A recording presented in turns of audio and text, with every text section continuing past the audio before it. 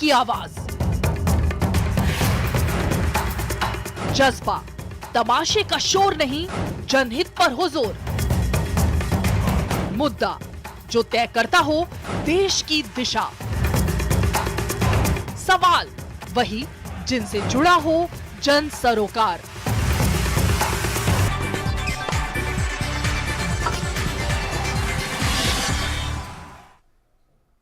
नमस्कार, खेल समाचार में आप सभी का स्वागत है। मैं हूं गौरव कुमार। आइए सबसे पहले नजर डालते हैं क्या है इस वक्त की sports headlines.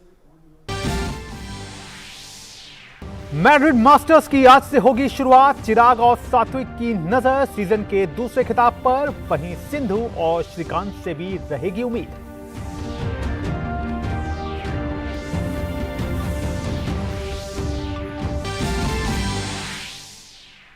Wimbledon champion Elina Rybakina और पेट्रा किटोवा पहुंची मियामी ओपन के क्वार्टर फाइनल में। वहीं पुरुष वर्ग में सित्सिपास और कारिन खचनोव ने चौथे दौर में बनाई जगह।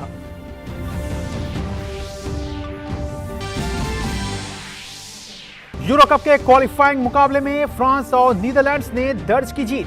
फ्रांस ने आयरलैंड को तो नीदरलैंड्स ने जिब्राल्टर को दी मात।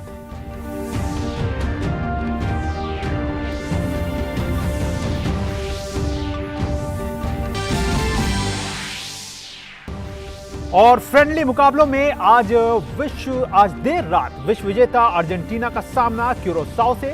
मेसी के पास अपना 100वां अंतर्राष्ट्रीय गोल करने का अवसर। एक अन्य मुकाबले में जर्मनी और बेल्जियम होंगी एक दूसरे के आमने सामने।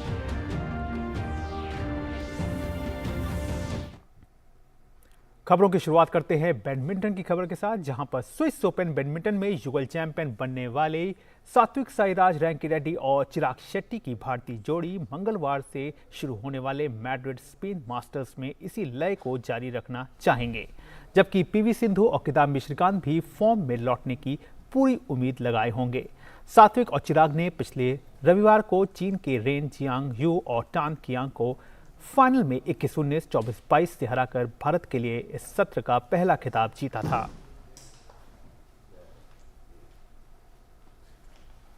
अब बात कर लेते हैं आईपीएल की। केकेआर ने श्रेयस अय्यर की अनुपस्थिति में नीतीश राणा को टीम की कप्तानी सौंपी है। श्रेयस अय्यर फिलहाल बैक इंजरी से जूझ रहे हैं और उनके आईपीएल 2023 के पूरे सीजन से बाहर होने की संभावना जताई जा रही है। केकेआर ने अपने आधिकारिक बयान में कहा कि वह अय्यर के ठीक होने और आईपीएल 2023 में किसी चरण में भाग लेने के प्रति आशान्वित हैं। राणा ने पहले सैयद मुश्ताक 12 टी20 मैचों में दिल्ली का नेतृत्व किया था, जिसमें टीम ने 8 जीत और 4 में टीम को हार मिली थी अपने नाम किए। इस प्रकार भारतीय खिलाड़ियों ने अब तक कुल 14 पदक जीत लिए हैं। 55 किलो पुरुष भार वर्ग में भारत के एन तोमचाउ मीताई ने स्नैच इवेंट में 103 और क्लीन एंड जर्क इवेंट में 131 किलो का भार उठाकर तीसरे स्थान पर खुद को सामने रखा। वहीं 45 किलोग्राम महिला भार वर्ग में भारत की आकांक्षा व्यवहारे ने स्नैच इवेंट में 68 किलो का वजन उठाकर तीसरा स्थान हासिल किया, जबकि क्लीन एंड जर्क इवेंट में अस्मिता धोने ने 83 किलो का भार उठाकर तीसरा स्थान प्राप्त किया। हालांकि ओवरऑल तालिका में कुल 150 किलो का वजन उठाकर आकांक्षा ने तीसरा स्थान जीतने में कामयाबी हासिल की। पुरुषों के 61 किलोग्राम भार वर्ग में भारत के गोलम टिंकू ने स्नैच इवेंट में 112 किलो का भार उठाकर तीसरा स्थान हासिल किया और भारत को एक कांस्य पदक दिलाया। पुरुषों के 67 किलोग्राम भार वर्ग में भारत के बेदाबरेत भराली ने 2 कांस्य पदक और दिलाए। राज्यसभा में सभापति ने महिला बॉक्सर चैंपियन द्वारा पदक जीते जाने को लेकर बधाई दी और कहा कि ये नारी शक्ति का प्रदर्शन है और देश के लिए गौरव का पल है। गौरतलब है कि दिल्ली में आयोजित हुई महिला विश्व बॉक्सिंग चैंपियनशिप में भारत ने 4 स्वर्ण पदक अपने नाम किए। भारत के लिए निखत जरीन, नीतू घंगास, स्वीटी बुरा और लवलीना बोरगोहेन ने पदक जीते। Our congratulations to Miss Nikhat Zareen, Miss Lovelina Borgohain, Miss Neetu Ghanghas, Miss Sweetie Bura. Their outstanding accomplishments will steer India's future to great heights, inspiring and motivating the young aspiring athletes. Their achievements are a culmination of sheer hard work, great determination, and display of spectacular skills. These women boxers have once again proved that this is an era of resurgence of Nari Shakti. तो वाकई भारतीय महिला बॉक्सरों का शानदार प्रदर्शन जो है वो देखने को मिला। बहरहाल खेल जगत से जुड़ी तमाम अन्य खबरों को डालते हैं एक नजर इस स्पोर्ट्स रैप के जरिए। यूरोपियन क्वालिफाइंग चैंपियनशिप में देर रात खेले गए एक मुकाबले में फ्रांस ने आयरलैंड को 1-0 से हरा दिया। हालांकि इस जीत के लिए फ्रांस को काफी मशक्कत करनी पड़ी। पहला हाफ गोल रहित रहने के बाद दूसरे हाफ में फ्रांस ने आक्रामक खेल दिखाते हुए 50वें मिनट में गोल कर बढ़त बना ली, जिससे आयरलैंड उबर नहीं पाया और मुकाबला हार गया। यूरोपियन क्वालिफाइंग चैंपियनशिप के एक अन्य मुकाबले में नीदरलैंड ने जिब्राल्टर को 3-0 से मात दी। नीदरलैंड की ओर से नेथन ने 2 गोल किए, जबकि एक गोल मेम्फिस डीपे ने किया। पोलैंड ने यूरोपियन क्वालिफाइंग चैंपियनशिप के एक मुकाबले में अल्बानिया को 1-0 से हरा दिया। मैच का एकमात्र गोल पोलिश खिलाड़ी कैरोल ने किया। अल्बानिया की टीम कोई भी गोल करने में रही नाकाम। बेल्जियम से घर में 3-0 से हारने के बाद स्वीडन की टीम ट्रैक पर लौट आई और देर रात खेले गए यूरोपियन क्वालिफाइंग चैंपियनशिप के एक मुकाबले में स्वीडन ने अजरबैजान को 5-0 से हराया। स्वीडन ने इब्राहिमोविच के बिना ये मैच जीतने में कामयाबी पाई। गौरतलब है कि 41 वर्षीय फॉरवर्ड खिलाड़ी चोट के कारण मैच से बाहर थे। विंबलडन चैंपियन एलेना रेविकाना ने एलिस मैटन्स को सीधे सेटों में हराकर मियामी ओपन के क्वार्टर फाइनल में प्रवेश किया। रग्बी से संन्यास ले लेंगे।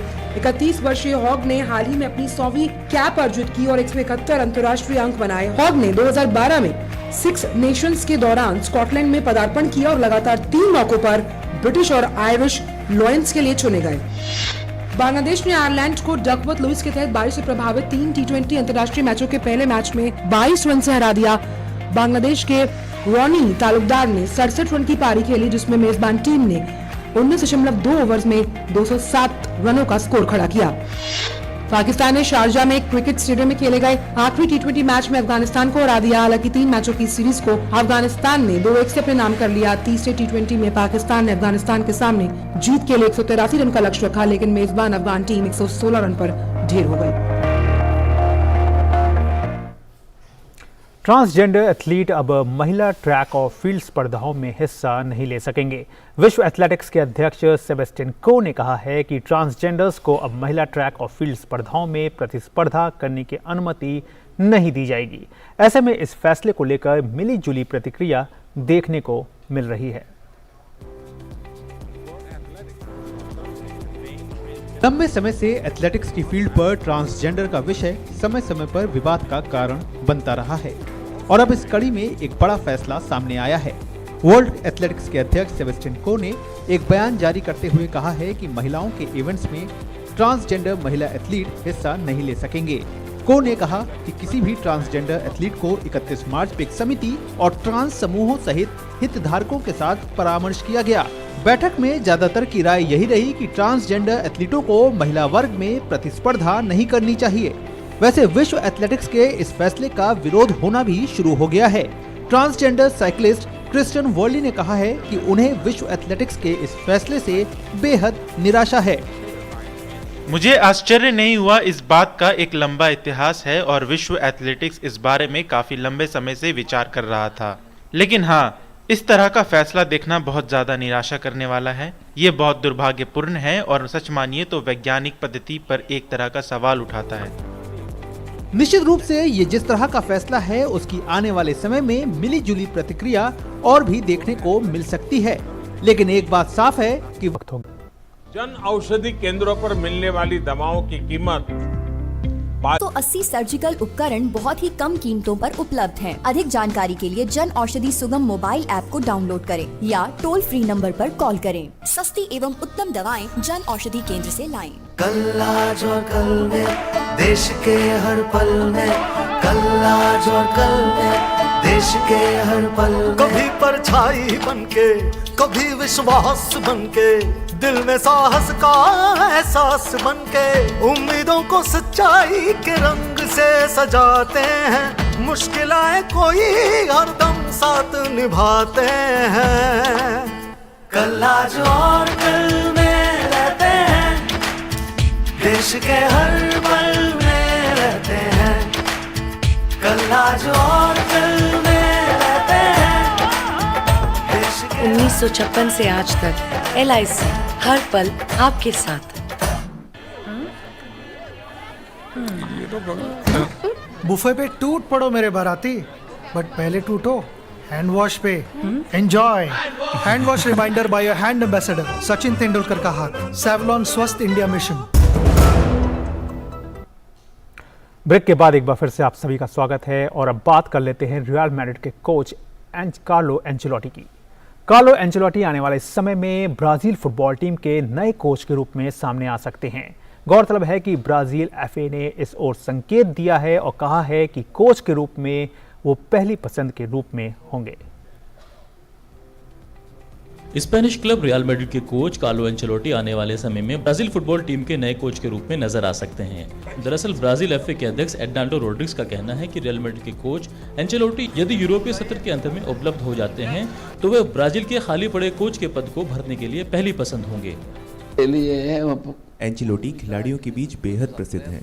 जिस तरह से वे काम करते हैं और अपने कोचिंग स्टाफ के साथ उनका काम कितना निरंतर है, उनकी ईमानदारी के लिए मैं वास्तव में उनकी प्रशंसा करता हूं।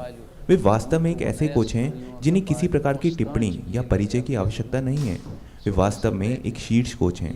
उनके पास कई उपलब्धियां हैं और हमें उम्मीद है उनके पास और भी अधिक उपलब्धियां होंगी।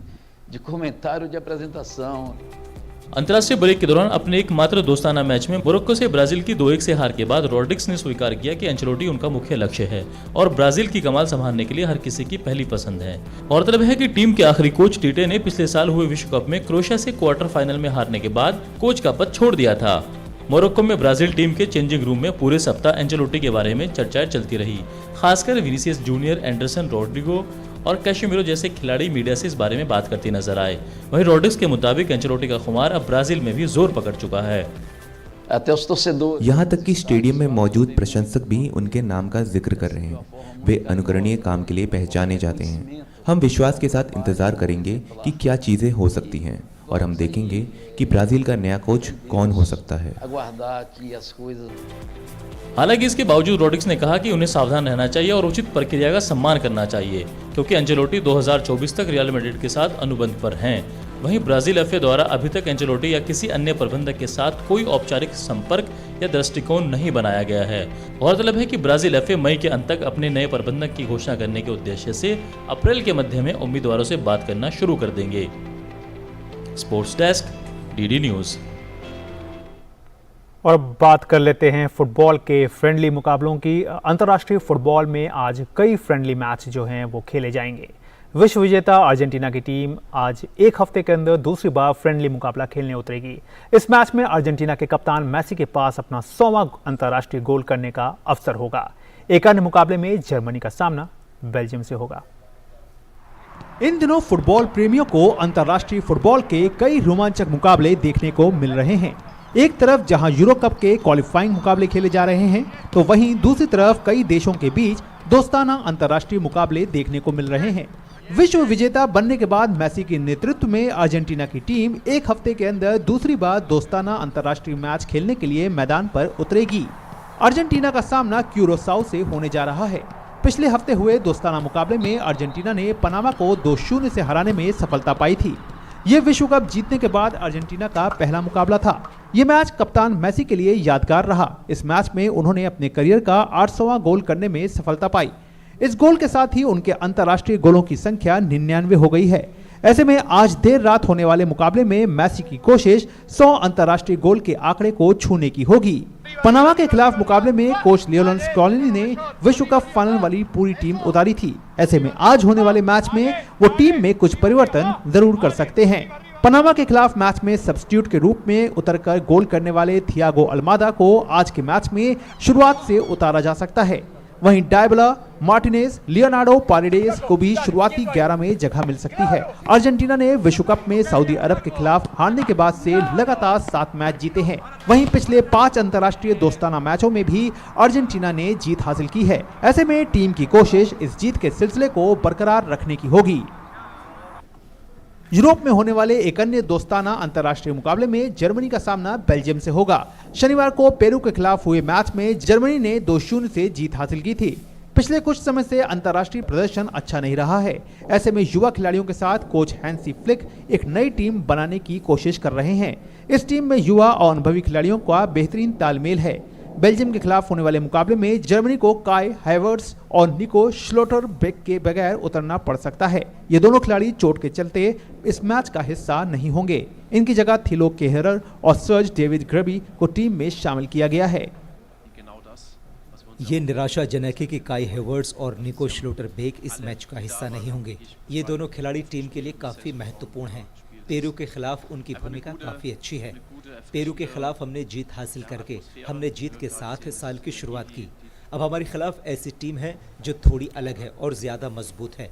हम अपना सर्वश्रेष्ठ प्रदर्शन करने की कोशिश करेंगे। जर्मनी का बेल्जियम के खिलाफ रिकॉर्ड शानदार रहा है। जर्मन टीम ने बेल्जियम से 25 मैच खेले हैं, जिसमें से उन्हें 20 में जीत मिली है। बेल्जियम को केवल 4 मैच में जीत मिली है। जर्मनी को पिछले 3 मैचों में जीत हासिल हुई है। पिछली बार विश्व कप के फाइनल में जापान से वो हारे थे। काई हैवर्ट्स और निकोलस फुलक्रिक ने टीम की तरफ से पिछले 11 में से 8 गोल किए हैं। बात अगर दोस्ताना मुकाबलों की करें तो जर्मनी पिछले 13 फ्रेंडली मैच से अजेय है। Sports desk, TD news. तो वाकई कहीं ना कहीं नज़रें जो होंगी वो लायनल मेसी पे भी होंगी, क्योंकि वो 100वें गोल अंतर्राष्ट्रीय गोल के करीब खड़े हैं। बहरहाल अब बात कर लेते हैं टेनिस की। टेनिस जगत से जुड़ी कुछ अन्य खबरों को जानते हैं इस मुकाबले को 3 सेट तक चले मैच में 6-3, 4-6, 6-4 से अपने नाम कर प्री क्वार्टर फाइनल में स्थान सुनिश्चित किया।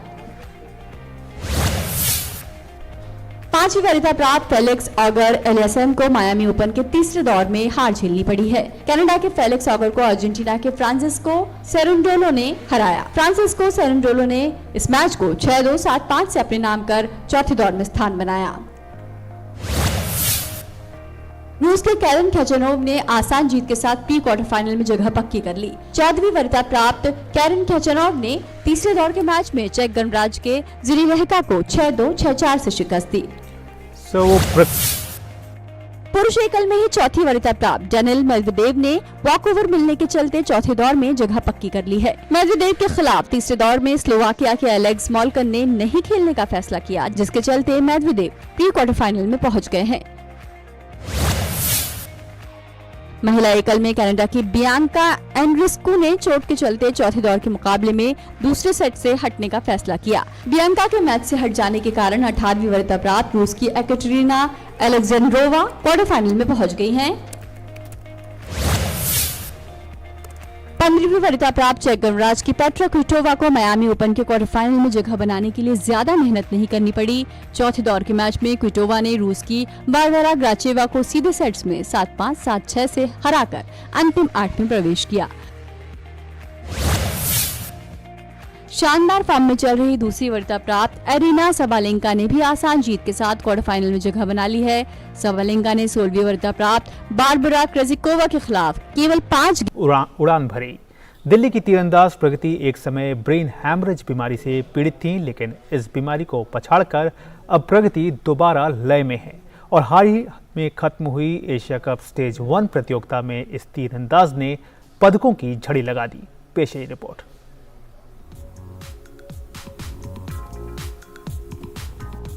हाथों में धनुष बाण लिए और लक्ष्य को साधती ये हैं दिल्ली की तेजी से उभरती तीरंदाज प्रगति, जिन्होंने बेहद कम समय में अपनी लोकप्रियता के दायरे में इजाफा किया है।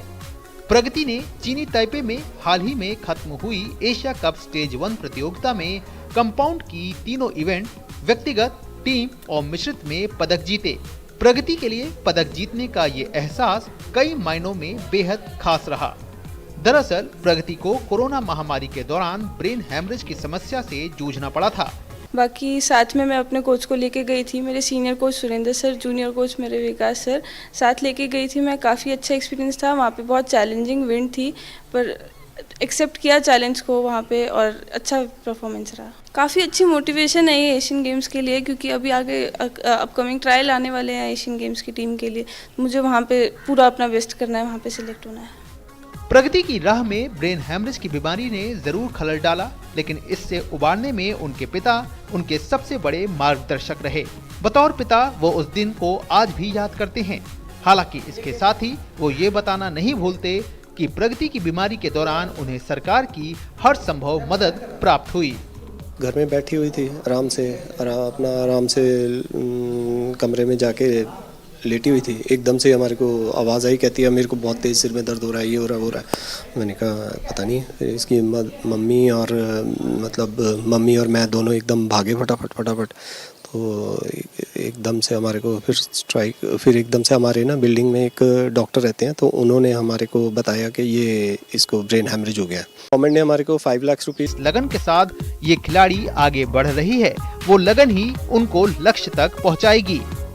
लड़की बहुत अच्छा कर रही है अभी, और उसको प्लेटफॉर्म जो मिले हुए हैं, प्लस जो हमारी खेलो इंडिया की जो स्कीमें हैं और आर्चरी एसोसिएशन NTPC, ये सभी इतना सपोर्ट में रहते हैं आर्चर्स के, और उनको इक्विपमेंट प्रोवाइड करना और उनके साथ लगे रहना। ऐसे अब इंडिया में भी काफ़ी ऐसे इंस्ट्रूमेंट आ चुके हैं जो इनकी बॉडी लैंग्वेज से लेकर के, हार्ट बीट से लेकर के, माइंड रीडिंग से लेकर के सब कुछ होता है, और ये हमारे साईं NCOE सोनीपत में उपलब्ध है।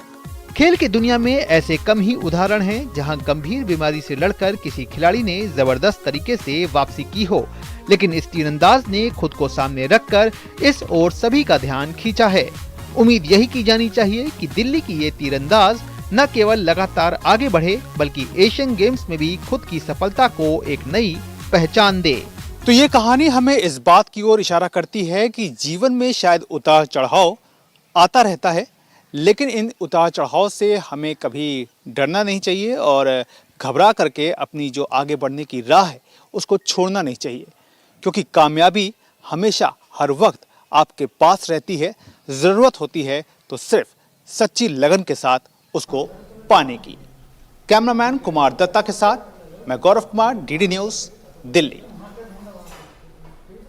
तो फिलहाल खेल समाचार में इतना ही। हमारी पूरी स्पोर्ट्स टीम को दीजिए इजाजत। नमस्कार।